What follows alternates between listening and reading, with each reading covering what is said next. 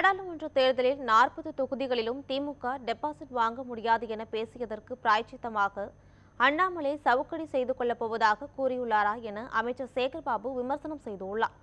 இதுகுறித்து சென்னை கொளத்தூரில் செய்தியாளர்களுக்கு அவர் அளித்த பேட்டியை சூப்பர்பிட்ஸ் பகுதியில் காணலாம்.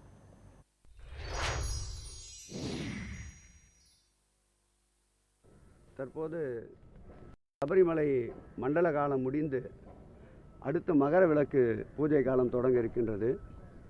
ஒரு சிலர் விரத காலங்களில் மாலை அணிந்து கொண்டு இருப்பவர்கள் காலிலே செருப்பு போடாமல் இருப்பார்கள்.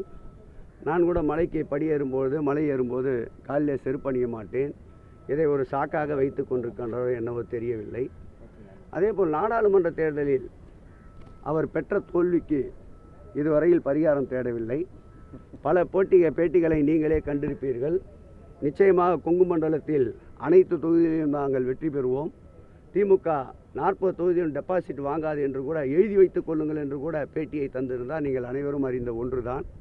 ஒருவேளை ஜெயித்து விடுவோம் என்று அவர் கூறிய அந்த பேட்டியிலே எழுதி வைத்துக் கொள்ளுங்கள் என்று உறுதி தந்தாரே, அதற்கு பிராயச்சித்தமாக இந்த சவுக்கடிக்கு செல்கிறாரோ என்னவோ தெரியவில்லை. திராவிட முன்னேற்ற கழகத்தை பொறுத்தளவில் திராவிட மாடல் ஆட்சியில் சட்டத்தின் ஆட்சி நடத்தி கொண்டிருக்கின்ற மாண்புமிகு தமிழக முதல்வர் குற்றம் விளைவித்தவர்களை புகார் பெற்றவுடன் குற்றவாளிகளை 3 மணி நேரத்திலே கைது செய்திருக்கின்றோம்.